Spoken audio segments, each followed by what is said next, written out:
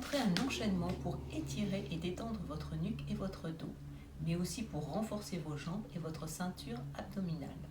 Cet enchaînement vous permettra de rééquilibrer les énergies de votre corps. Nous commencerons par la posture sur les épaules, puis la charrue.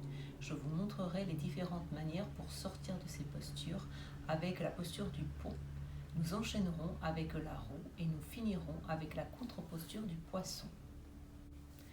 Enfin, ne pratiquez pas ces postures si vous avez mal aux cervicales ou aux épaules, si vous avez des problèmes du thyroïde, d'hypertension ou des troubles au niveau des organes internes. Mettez-vous sur le dos, pliez les genoux, les cuisses près du ventre, soulevez le bassin et le bas du dos, les genoux proches du front, bras tendus au sol, entrecroisez les doigts, rapprochez au maximum vos coudes l'un de l'autre, puis placez vos mains sur le dos pour le soutenir.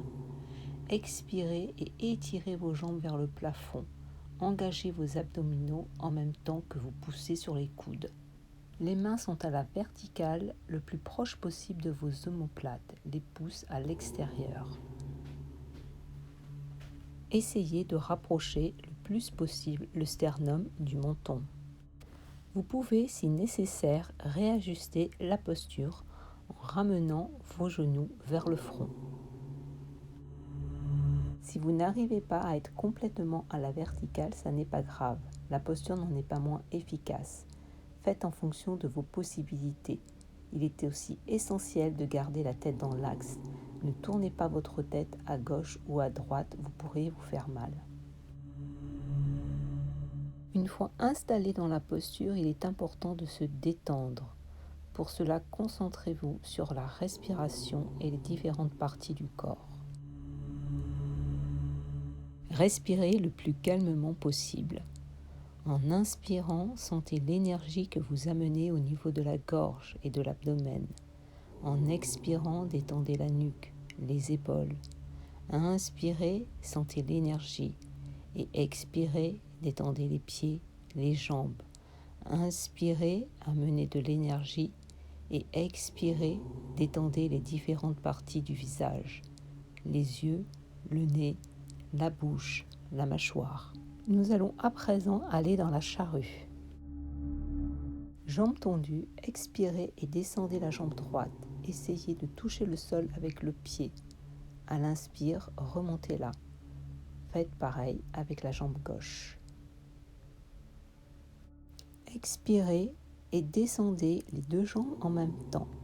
N'hésitez pas à plier les genoux si nécessaire.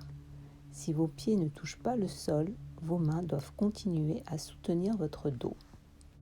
Pour ceux qui ont les pieds qui touchent le sol, posez les bras au sol et entrecroisez les doigts, puis tendez au maximum les jambes en rapprochant les pieds vers la tête. Vous sentirez ainsi l'étirement à l'arrière des jambes.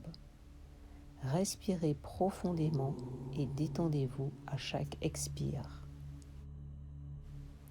Vous pouvez, avec de petits pas, déplacer les jambes vers la droite, puis vers la gauche. N'oubliez pas, ne bougez surtout pas la tête dans cette posture.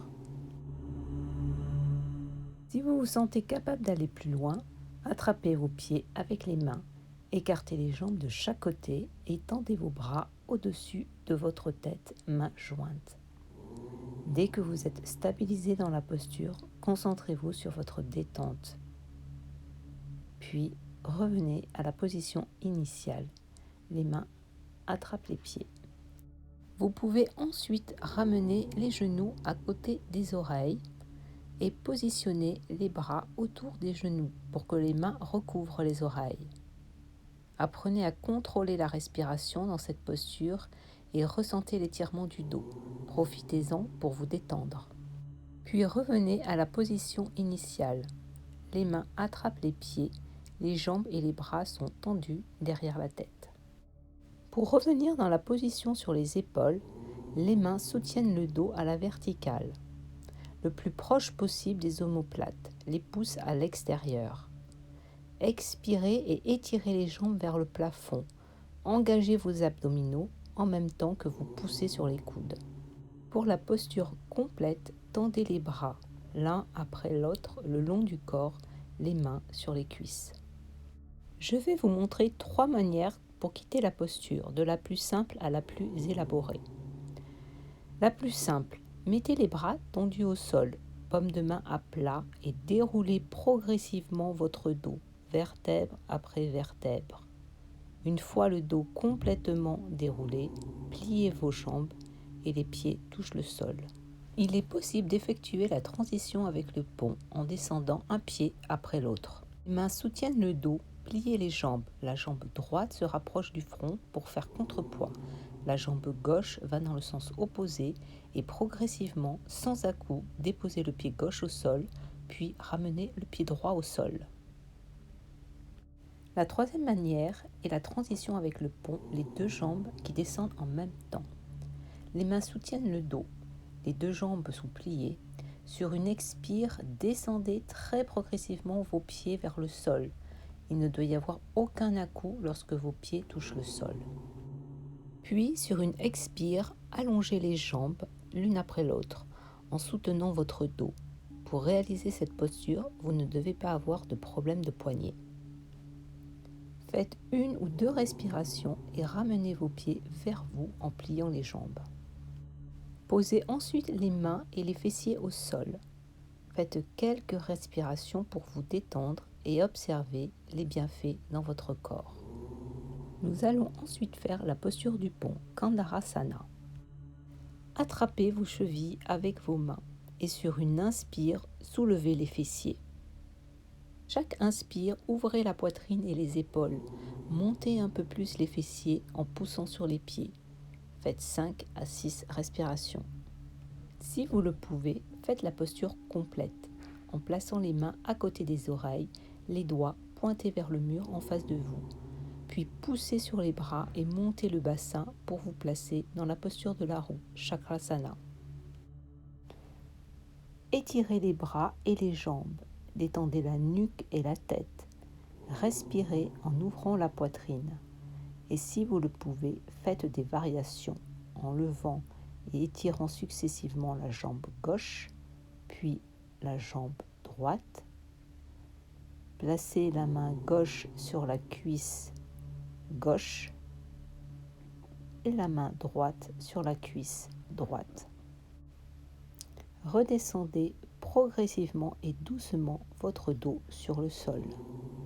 Enlacez vos jambes et faites de petits mouvements de gauche à droite, de haut en bas pour détendre votre colonne vertébrale. Nous allons ensuite pratiquer la contre-posture du poisson, Matsyasana, qui étire la colonne vertébrale, assouplit la nuque et ouvre la poitrine et le cœur. Placez les bras sous le torse, mains à plat au sol. Les poignets et les avant-bras sont sous les fessiers. Les jambes sont allongées, les pieds côte à côte, détendus. Sur une inspiration, soulevez le torse et poussez sur les bras. Ouvrez la poitrine et faites basculer la tête vers l'arrière. Le sommet de la tête touche le sol. Ce sont les bras et les avant-bras qui supportent votre poids. Il ne doit pas y avoir de pression sur la tête. Prenez de grandes et profondes respirations par le nez. À chaque inspire, essayez de rapprocher le plus possible vos omoplates l'un de l'autre. En yoga, les profondes inspires se font en gonflant l'abdomen, la poitrine jusqu'aux clavicules et expirez complètement. Faites 5 à 6 profondes respirations. Sortez de la posture en soulevant légèrement et délicatement la tête. Libérez les bras et venez vous positionner en Shavasana, la posture de détente. Pour vous détendre davantage, entrelacez vos doigts, les paumes de main derrière la nuque. Sur une expire, soulevez la tête pour étirer la nuque, sans aucun effort ni tension de la nuque. Faites délicatement une rotation à droite et à gauche, toujours sur une expire. Il est évident qu'au départ, vous aurez du mal à percevoir tous les effets de cette pratique. Mais c'est en pratiquant régulièrement et assidûment que vous pourrez progresser et découvrir au fur et à mesure tous les bienfaits. pratique du yoga est bénéfique pour votre corps, mais les postures vous donnent aussi l'opportunité de vous recentrer sur vous-même, stabiliser l'activité de votre mental et donc de vous apaiser. C'est en vous-même que vous trouverez la paix intérieure. Accordez-vous du temps.